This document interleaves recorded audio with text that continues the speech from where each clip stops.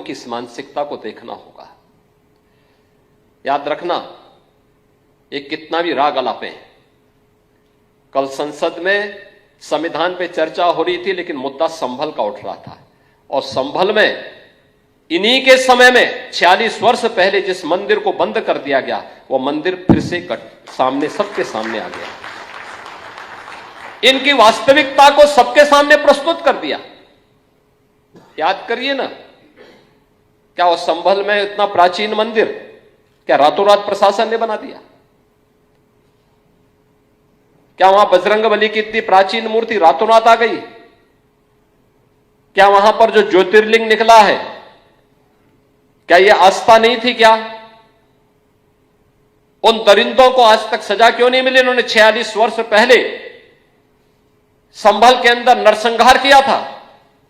क्यों नहीं चर्चा होती संभल में उन लोगों की, उन निर्दोष लोगों की? क्या क्या कसूर था उनका, जिनकी निर्मम हत्या संभल के अंदर आज से 46 वर्ष पहले हुई थी?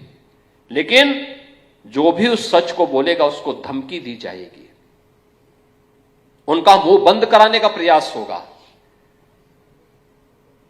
और इसीलिए कुंभ के बारे में भी ये लोग इसी प्रकार के दुष्प्रचार को लेकर के आगे बढ़ने का कुत्सित प्रयास करेंगे।